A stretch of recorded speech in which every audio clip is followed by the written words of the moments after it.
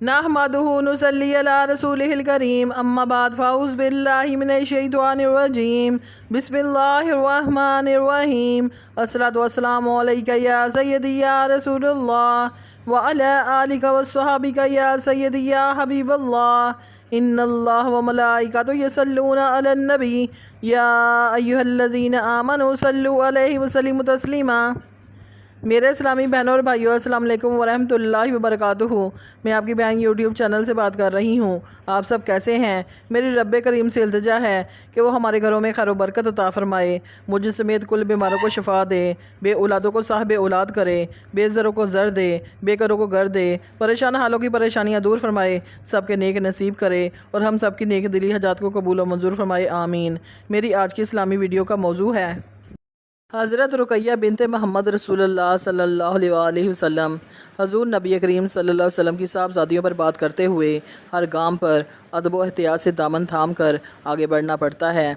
यही मुकाम उम्महातुल मोमिनीन रज़ी अल्लाह ताला अलैहिम अजमाइन का है, क्योंकि ये वो हस्तियाँ हैं जो तरबियत याफ्ता नबूवत थीं।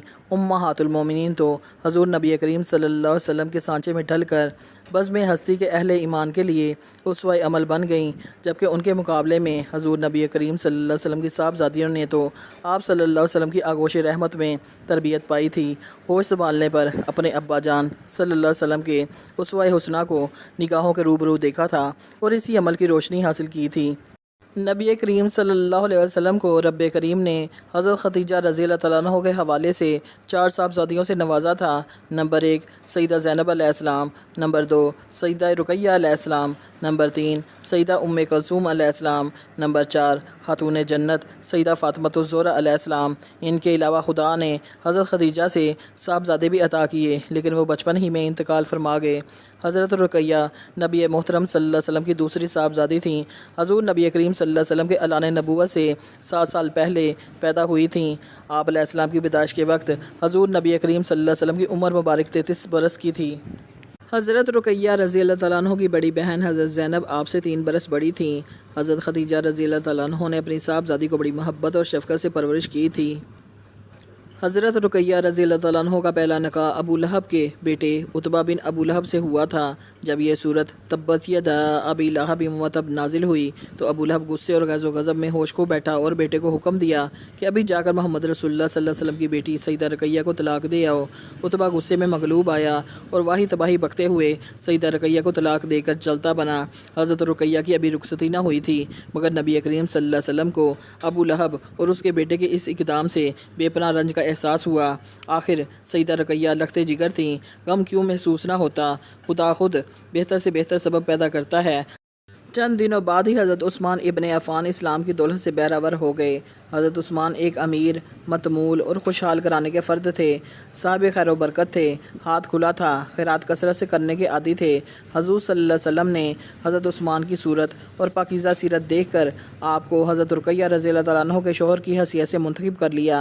हज़रत उस्मान रज़ी अल्लाह तआला अन्हा की दिली ख्वाहिश भी यही थी, जिस हस्ती अज़ीम सल्लल्लाहु अलैहि वसल्लम को अपना मलजा व मावा मान कर इसके दामाने रहमत में पनाह ली है, इससे दामादी का रिश्ता अजीम तरीन शरफ से कम न था।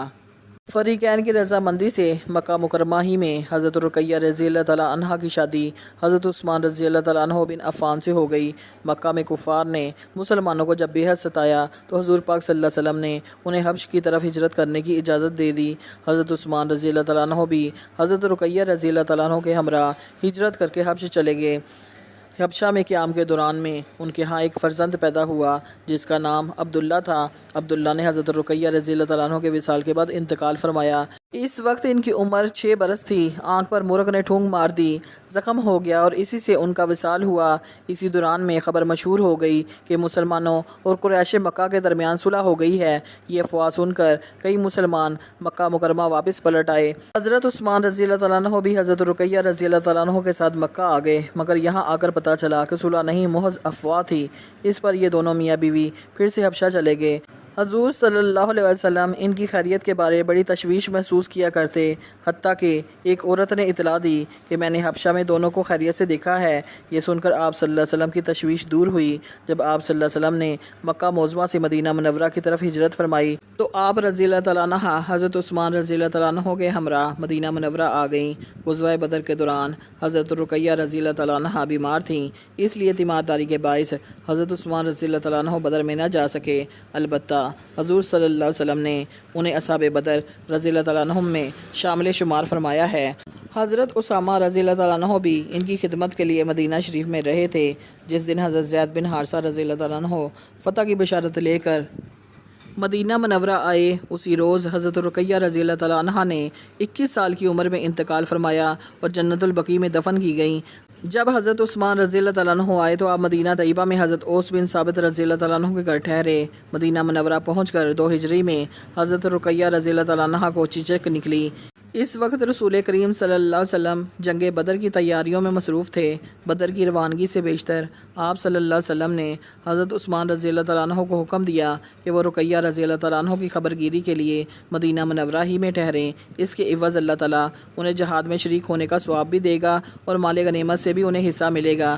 چنانچہ حضرت عثمان رضی اللہ تعالیٰ عنہ حضرت رقیہ رضی اللہ تعالیٰ عنہ کے پاس ہی ٹھہرے۔ رسول کریم صلی اللہ علیہ وسلم ابھی بدر ہی میں تھے کہ رقیہ رضی اللہ تعالیٰ عنہ کی تکلیف بڑھ گئی اور آپ نے 21 برس کی عمر میں داعی الاجل کو لبیک کہا۔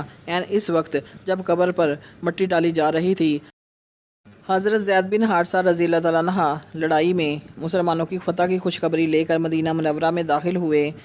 رسول کریم صلی اللہ علیہ وسلم اپنی لخت جگر کی وفات کی اطلاع پا کر بہت مغموم ہوئے اور حضور صلی اللہ علیہ وسلم کی چشمان مقدس سے آنسو جاری ہو گئے۔ مدینہ واپس تشریف لا کر حضور صلی اللہ علیہ وسلم حضرت رقیہ رضی اللہ تعالیٰ عنہ کی قبر پر تشریف لے کر فرمایا، عثمان بن مظعون جا چکے، اب تم بھی ان سے جا ملو۔ مہاجرین میں حضرت عثمان رضی اللہ تعالیٰ عنہ بن مظعون پہلے صحابی تھے جنہوں نے مدینہ منورہ آ کر وفات پائی۔